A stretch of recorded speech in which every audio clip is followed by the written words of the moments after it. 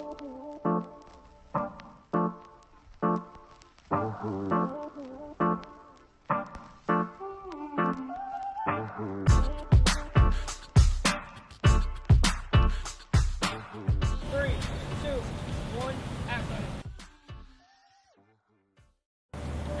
my name is Miguel Coppedge, and I'm here to tell you a story about inspiration.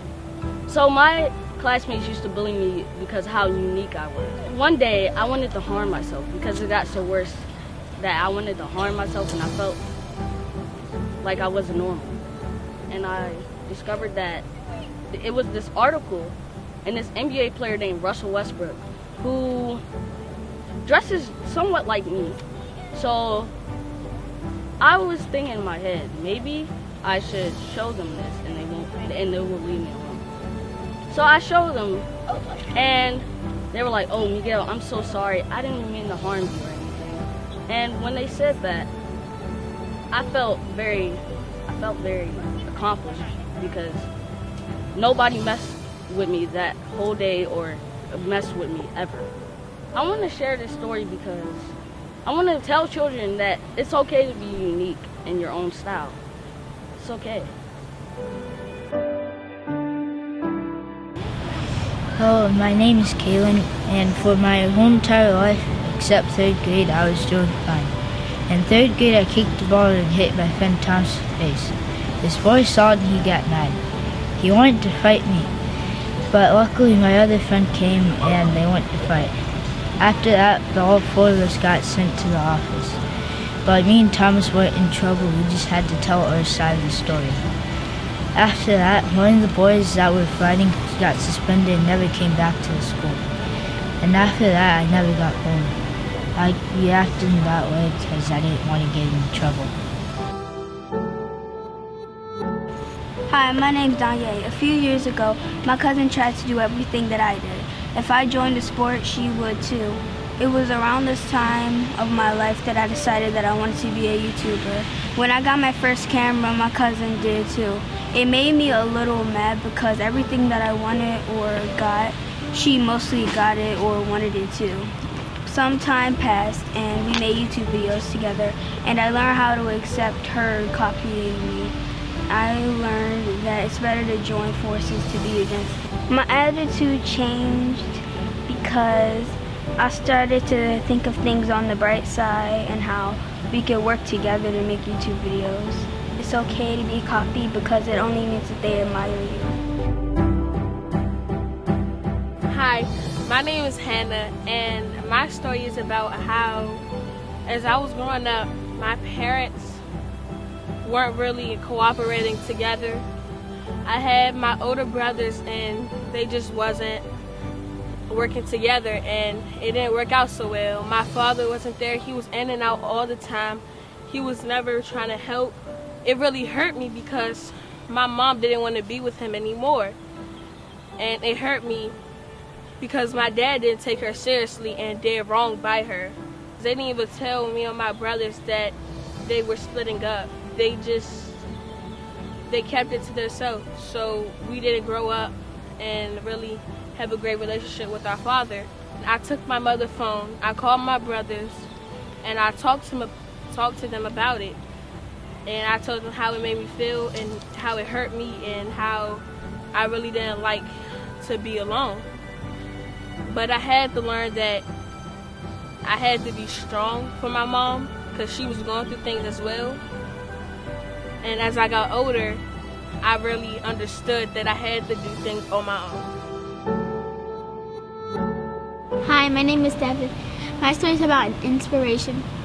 One day when I was doing my work, I mostly got each question wrong, and I felt like giving up. But instead, my dad inspired me not to give up too easily and try again.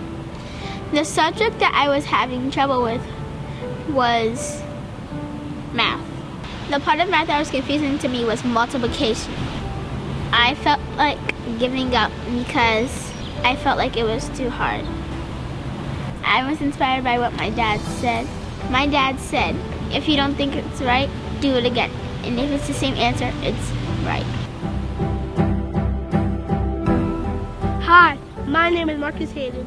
and today I'm telling you a life story about how gifts and talents are used to help people. One day I was struggling with my sport, lacrosse, and I kept trying and trying and trying, but wasn't able to get it. I used to watch videos and watch other people's games playing lacrosse. I looked at YouTube videos at first because I thought that would help me, but it actually didn't. One day, somebody came and helped me. I was amazed. And now I can help other people. I am also great at lacrosse. Hi, my name is Victoria, and my friend had a GPA of a 2.75. I always told her to bring it up, but she would never listen to me. One morning, I told her, let's go over homework together. So we went over homework, and she fixed the answers that she got wrong. When we went to our classes for the day, and we went over our homework, she had got the answers correct. We would always sit next to each other so that she could work harder on her work. For Wednesday, Thursday, and Friday, I left her alone so she could get the hang of working by herself. Now she has a GPA of 3.50 and I have a GPA of a 3.95. I learned that I could help anybody if they're struggling with something they feel like. I think it's important to help my friends do better at school so that they could get to the college that they want to go to. Today's the day. The kids are ready to win this championship. They've been working on lacrosse for 6 months to win this. The game has started. We're down by 20 points. But then they got the ball and started rushing to the goal. They made the shot. Only 10 seconds left. 3, 2, 1. They lost. Being depressed, being sad, but kind of excited. Kind of excited that they made it all the way up to this point. I felt kind of mad because then I haven't been doing the best I could. So I have to up my game, and also I was kind of excited because I'm also proud of my teammates. A message that I hope people can learn from this experience is that if you're like in a sport or in a club, if you win or lose, it's also good to be around the people who love you and also support you. I'm the CEO of HADEN Studios, the business 4 others and I created. We had an investor's pitch, a pitch where we could earn money. I was excited, but the slideshow wasn't updated and we messed up. And I thought we messed up because of me. I went into a state of depression where I thought less of myself and I put the blame onto myself. I thought I let everyone down and made a fool of my team. And I cried. But my sister, my friends, and my teacher had helped me through it.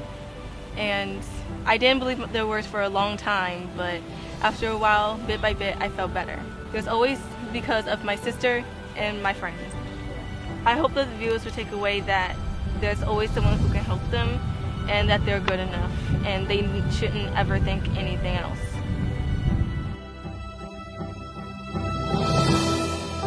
Hi, my name is Gian. Last year, I always got bad grades. I tried my best, but a piece of my heart said I couldn't do it. My sister said if I was able to skip a grade, she knew that I would be able to get good grades. The thing that discouraged me, that made me think I couldn't do it, was the bully at my school. He would always get on my nerves and say I couldn't do anything in life. The bully kept messing with my homework and he kept tearing it up and I was not able to turn it in. I had to tell her because there was no way I would be able to go without telling my mom, without her finding out. I pushed on to the end of the year and I got a 3.9. Now I almost always get good grades. Hi, my name is Christian. So when I was younger, me and my brothers, there was this game, right? And like they would always beat me at it, and then like they would brag about it, and that like it made me feel like very hurt. One day I said to myself, I'm gonna beat them in this game. It was important to beat my brothers because like me, my personality, like me, I just like hate losing. Just like it just makes me so frustrated when I lose. So that just made me want to strive and get better and just keep playing and playing and playing a lot, get better so I can beat them, so I won't lose. I just kept practicing kept working hard through day and night, just kept playing 24/7, and then they played against me again, and I beat them both, and now they don't play against me anymore, so never give up. Hi, my name is HADASSAH Thompson. I remember in 2nd grade I had this long-term substitute that would never explain anything to me, and I would get frustrated. She even gave me this really bad grade. My mom and dad had to schedule a parent-teacher conference. During the parent-teacher conference, this substitute had brought out this paper that was all scribbled around, and my mom knew that it wasn't mine. The substitute also brought out a form saying that I had social problems and that I needed to join a group, helping me to be more social with my peers. After a long conversation, the principal ripped up the paper, and now I've finished elementary school. So the moral to the story is, don't let anybody put anything on you when it isn't you. I suggest if you do have this problem, tell your parents or guardian or somebody that you know, that you trust. Hello, my name is MALAKI and I'm here to tell my story. Joining elementary school, I had a hard time making friends. I had only known one person throughout that whole year. Going to the 2nd grade, I was very focused on my work, which I kind of got teased about a lot. When I went to the 3rd grade, I kind of got bullied because I used to snitch on people a lot. Going to the 4th grade, I stopped focusing on my work, and I was always focused on impressing classmates and stuff, so my grades started dropping. After that year had ended, I felt disappointed in myself and I wanted to redeem myself. I went to the 5th grade and I eventually skipped 6th grade because of how good I did in 5th grade. After the year in 7th grade, I had made a lot of friends and I focused on my work and did really good. And that all leads up to now. But the moral to the story is you shouldn't be focused on impressing your classmates when they won't help you in the long run. You should be focused on your goal and always strive to accomplish it. My name is Mike, and today I will be telling my past to present story from before to right now. When before, which is earlier, this year up to last year, it was not so trustworthy in my house. The blame usually finds its way towards me and my brother because of past problems that have already happened. I felt not trusted, but we had a great talk that lasted days, and not literal days. What I mean is days, as in we would talk about it every day. Soon it stopped and we were happy, fine, and trustworthy. Hi, my name is Xavier and I'm going to tell a story about how my parents divorcing. So a few years ago, my parents divorced because they argued and talked to each other like they hated each other, and I was scared because I didn't know what was going to happen. After they got the divorce, my sisters were depressed over the fact that they may never get together again. They said it was my fault, and I was shocked that they actually said that. I thought they blamed the divorce on me because since I got in trouble a lot, it would start little arguments and stuff like that, and then my parents would argue like a lot, and it would just go to a huge argument. When my parents finally stopped arguing and saying negative comments to each other and then died down and they started to interact with each other more, that kind of made me happier because then we wouldn't have to deal with all the drama and all the arguing for the past few years and stuff like that.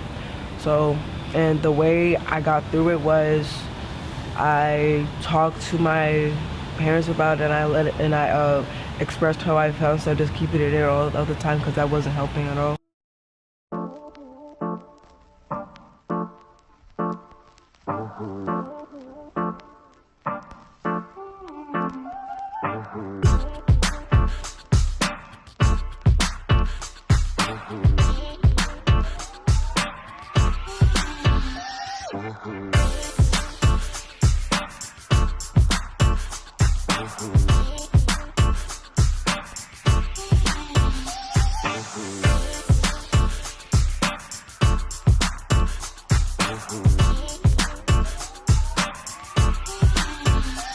Mm-hmm.